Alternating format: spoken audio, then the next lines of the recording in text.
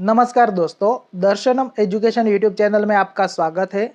आज हम आईटीआई में चल रहे इंजीनियरिंग ग्रुप के सभी ट्रेड में आने वाला workshop calculation and science subject की एमसीक्यू क्वेश्चन की लेक्चर सीरीज के भाग नंबर 7 में एनर्जी, वर्क और पावर टॉपिक के बहुत महत्वपूर्ण प्रश्नों की चर्चा करेंगे। ये सारे क्वेश्चंस स्टैंडर्ड क्वेश्चंस है, इसलिए आने वाली सभी एग्जाम में आपको हेल्प करेंगे। तो चलिए दोस्तों शुरू करते हैं। What is the work done in unit time? Hindi में एक इकाई समय में किया गया कार्य क्या होता है? ऑप्शन एनर्जी, पावर, फोर्स और एक्सेलरेशन। तो फ्रेंड इसका आंसर हो जाएगा ऑप्शन बी, पावर यानी शक्ति। एक इकाई समय में किया गया कार्य जो होता है उसे हम पावर या शक्ति कहते हैं। Next question 2, what is the capacity of a body to do work is called? Hindi में किसी वस्तु की कार्य करने की क्षमता को क्या कहते हैं? ऑप्शन एनर्जी, पावर, एक्सेलरेशन और फोर्स। तो फ्रेंड इसका आंसर हो जाएगा ऑप्शन ए, एनर्जी यानी ऊर्जा। किसी वस्तु की कार्य करने की क्षमता को हम एनर्जी या ऊर्जा कहते हैं। नेक्स्ट आगे का क्वेश्चन देखते हैं। Question 3, what is the ratio of power output to power input? Hindi में शक्ति आउटपुट और शक्ति इनपुट का अनुपात क्या होता है? ऑप्शन वर्क, एनर्जी, एफिशिएंसी या एक्सेलरेशन। तो फ्रेंड इसका आंसर हो जाएगा ऑप्शन सी, एफिशिएंसी यानी दक्षता। शक्ति आउटपुट और शक्ति इनपुट का जो अनुपात होता है उसे हम एफिशिएंसी यानी दक्षता कहते हैं। नेक्स्ट आगे का question 4, what is called if a force of 1 Newton acts on a body and moves it through a distance of 1 meter? Hindi में यदि 1 न्यूटन का बल किसी वस्तु पर कार्य करता है और उसे 1 मीटर की दूरी तक चलाता यानी खिसकाता है तो उसे क्या कहते हैं? ऑप्शन 1 जूल, 10 जूल, 1 डाइन या 10 डाइन्स। तो फ्रेंड इसका आंसर हो जाएगा ऑप्शन ए, 1 जूल। यदि 1 न्यूटन का बल किसी वस्तु पर कार्य करता है और उस वस्तु को 1 मीटर की दूरी तक चलाता है तो उसे हम 1 जूल कहते हैं। नेक्स्ट आगे का क्वेश्चन देखते हैं। Question 5, how many ergs for 1 joule? Hindi में 1 जूल के कितने अर्ग्स होते हैं? ऑप्शन आपको दिए गए हैं। इसमें ऐसा लिखा है 10⁻³ अर्ग्स, 10⁻5 अर्ग्स, 10⁻7 अर्ग्स और 10⁻9 अर्ग्स।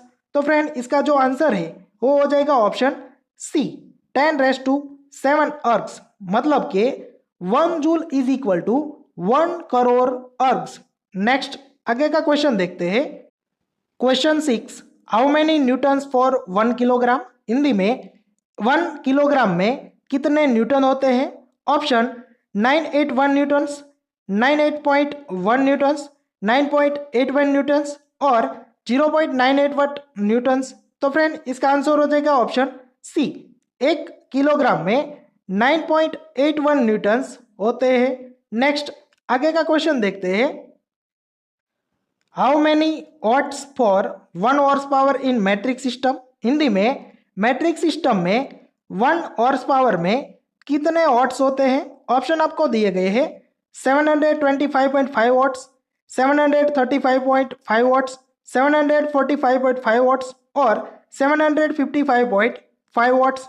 तो फ्रेंड इसका आंसर हो जाएगा ऑप्शन बी, मैट्रिक सिस्टम में 1 horse power is equal to 735.5 watts होते हैं। नेक्स्ट आगे का क्वेश्चन देखते हैं। How many watts for 1 horse power in British system? Hindi में ब्रिटिश सिस्टम में 1 हॉर्स पावर में कितने वॉट्स होते हैं? ऑप्शन आपको दिए गए हैं 726 वॉट्स, 736 वॉट्स, 746 वॉट्स और 756 वॉट्स। तो फ्रेंड इसका आंसर हो जाएगा ऑप्शन सी, ब्रिटिश सिस्टम में 1 horse power is equal to 746 watt होते हैं। नेक्स्ट आगे का क्वेश्चन देखते हैं। What is the equivalent unit for 1 horse power in metric system? Hindi में मैट्रिक सिस्टम में 1 हॉर्स पावर की समतुल्य इकाई क्या है? ऑप्शन आपको दिए गए हैं 75 किलोग्राम मीटर पर सेकंड, 76 किलोग्राम मीटर पर सेकंड, 77 किलोग्राम मीटर पर सेकंड और 78 किलोग्राम मीटर पर सेकेंड। तो फ्रेंड इसका जो आंसर है वो हो जाएगा option A 75 kilogram metre per second. यानी मैट्रिक सिस्टम में एक हॉर्स पावर की समतुल्य इकाई 75 किलोग्राम मीटर पर सेकंड भी होती है। नेक्स्ट आगे का क्वेश्चन देखते हैं। What is the formula for potential energy? Hindi में स्थितिज ऊर्जा का सूत्र क्या है? ऑप्शन आपको दिए गए हैं mgh joule, mgh square joule, 1/2 mgh joule और 2/3 mgh जूल। तो फ्रेंड इसका आंसर हो जाएगा ऑप्शन ए mgh, यानी स्थितिज ऊर्जा जो होती है जिसे हम पोटेंशियल एनर्जी कहते हैं P, उसका जो फॉर्मूला है तो P is equal to mgh होता है। नेक्स्ट आगे का क्वेश्चन देखते हैं। What is the formula for kinetic energy? Hindi में गतिज ऊर्जा का सूत्र क्या है? आपको जो ऑप्शन दिए गए हैं देखते हैं 1/2 mv joule, 1/2 mv square joule, 2/3 mv square joule, 2/3 mv joules. तो फ्रेंड इसका आंसर हो जाएगा ऑप्शन बी गतिज ऊर्जा, यानी काइनेटिक एनर्जी जो होती है उसका जो फॉर्मूला होता है के E kinetic energy is equal to 1/2 mv square, m यानी मास और v यानी वेलोसिटी और स्पीड। नेक्स्ट आगे का क्वेश्चन देखते हैं। How much work done in 1 hour if a pump can raise 100 litre of water through a height of 200 metre in 1 minute? Hindi में एक घंटे में कितना कार्य होता है यदि एक पंप 1 मिनट में 200 मीटर ऊंचाई तक 100 लीटर पानी उठा सकता है? आपको क्या दिया गया है? 100 लीटर जो पानी है वो 200 मीटर की ऊंचाई तक 1 मिनट में पहुंचा देता है, ऐसा पंप है। तो ये जो कार्य है वो 1 घंटे में कितना होगा? तो इसका आंसर हो जाएगा ऑप्शन बी 12 मल्टीप्लाई बाय 10⁵ ये जो दिया गया है ये 10⁵ किलोग्राम मीटर। तो आपको सिंपली क्या करना है कि 1 मिनट में कितना कार्य होगा, तो W इज इक्वल टू आपको क्या करना है, इसको दोनों को गुना करना है 100 मल्टीप्लाई बाय 200।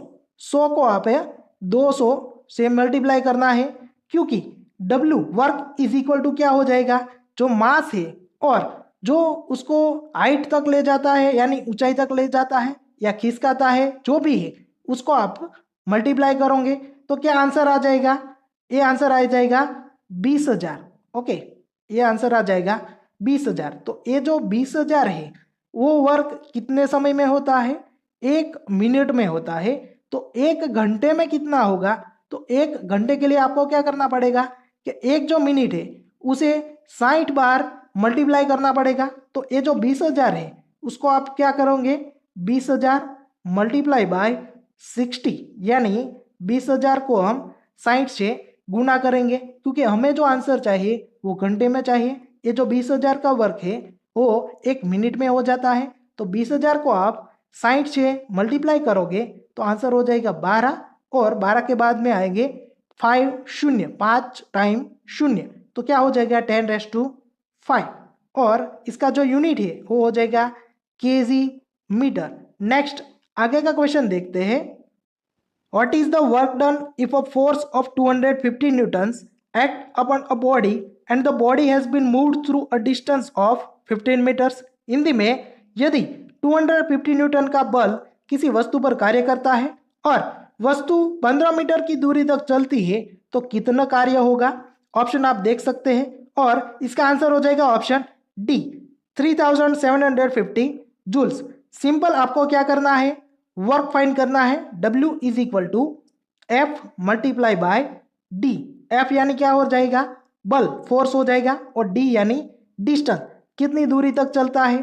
तो F जो है वो क्या दिया गया है 250 न्यूटन्स और डिस्टेंस जो दिया गया है वो क्या दिया गया है 15 मीटर्स। तो आप ये जो दोनों है इसका मल्टीप्लिकेशन करेंगे 250 मल्टीप्लाई बाय 15, तो इसका आंसर हो जाएगा ऑप्शन डी 3750 जूल्स और ये हमारा आंसर है। नेक्स्ट आगे का क्वेश्चन देखते हैं। What is the potential energy of a body of mass 250 kg is at a height of 30 metres? Hindi में यदि 250 किलोग्राम द्रव्यमान की एक वस्तु 30 मीटर की ऊंचाई पर हो तो स्थितिज ऊर्जा कितनी होती है। आपको जो ऑप्शन दिए गए हैं ये आप देख सकते हैं और इसका जो आंसर है वो हो जाएगा ऑप्शन बी 73.57 किलो जूल। आपको जो आंसर दिया गया है वो किलो जूल में दिया गया है। आपके पास जो स्थितिज ऊर्जा है यानी पोटेंशियल एनर्जी उसका जो फॉर्मूला है वो आप सबको मालूम है, वो होता है mgh। m आपको कितने दिया गया है 250, g जो है वो आपको क्या लेना है 9.81 और h यानी हाइट जो है वो कितनी दी गई है 30। तो इसका आप गुना करोगे 250 इंटू 9.81 इंटू 30 तो इसका जो आंसर है वो हो जाएगा 73575। बट ये जो आंसर है वो किस में आ जाएगा जूल में। हमें किस में चाहिए किलो जूल में, क्योंकि सारे आंसर जो है वो किलो जूल में है। तो हम क्या करेंगे इसको 1000 से डिवाइड कर देंगे क्योंकि हमें आंसर चाहिए किलो जूल में। तो इसका आंसर हो जाएगा 73.57 किलो जूल, ऑप्शन बी, और ये हमारा आंसर हो जाएगा। ओके, नेक्स्ट आगे का क्वेश्चन देखते हैं। What is the work done in joules if a load of 15.5 kg is lifted through a height of 4.4 metres. Hindi में, यदि किसी 15.5 किलोग्राम के भार को 4.4 मीटर ऊंचाई तक उठाया जाता है तो जूल में कितना कार्य होता है। ऑप्शन आप देख सकते हैं और इसका आंसर जो है वो हो जाएगा ऑप्शन डी 669 जूल्स। लेकिन ये जो आंसर है वो कैसे आता है, इसके लिए हमें क्या करना है m यानी मास और हाइट कितनी है h और g जो है यानी ग्रेविटेशनल फोर्स, इसके साथ आपको इसे मल्टीप्लाई करना है। तो जो आपको मास दिया गया है वो क्या है 15.5 kg, हाइट कितनी है 4.4 और जो ग्रेविटेशनल फोर्स है इससे आपको 9.81 से मल्टीप्लाई करना है।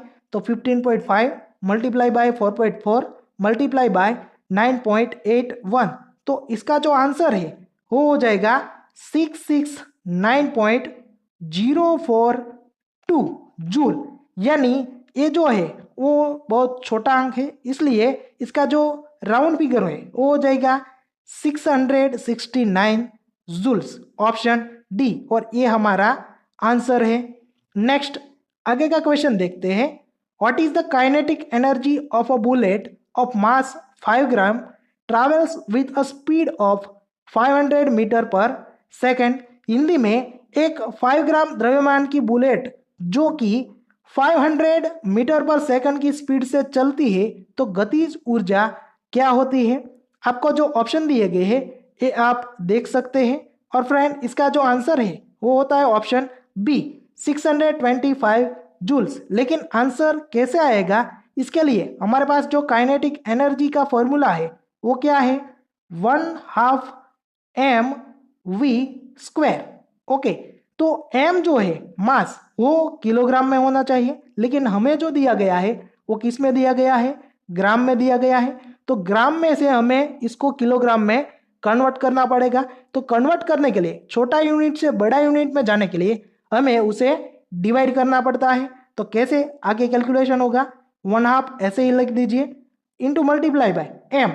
5 जो है उसे हमें डिवाइड करना पड़ेगा, किलोग्राम करने के लिए 1000 से डिवाइड करना पड़ेगा क्योंकि जो 1 किलोग्राम है इज इक्वल टू 1000 ग्राम होते हैं, इसलिए 1000 से डिवाइड करना पड़ेगा। v जो आपको दिया गया है वो क्या दिया गया है 500 स्क्वायर, यानी 500 जो है वो आपको 2 टाइम्स मल्टीप्लाई करना है। तो आप इसे ऐसे लिख दीजिए 1/2 मल्टीप्लाई बाय 5/1000 और ये जो 500 है वो हमें क्या करना है 2 टाइम्स लिख देना है। और आप जो है इसका सिंप्लीफिकेशन करेंगे, ये जो 0 है उसे आप उड़ा देंगे और ये 2 है इसे आप इसे डिवाइड करोगे 25 और 5 इंटू 25 इंटू 5, तो इसका जो आंसर है हो जाएगा 625 जूल्स और ऑप्शन बी ये जो है वो हमारा आंसर होता है। ओके फ्रेंड्स, तो ये जो था ये था वर्क, एनर्जी और पावर टॉपिक का मोस्ट एमसीक्यू क्वेश्चन वाला वीडियो। अगर आपको इस प्रकार का वीडियो पसंद है तो वीडियो लाइक कीजिए, अपने दोस्तों के साथ शेयर कीजिए।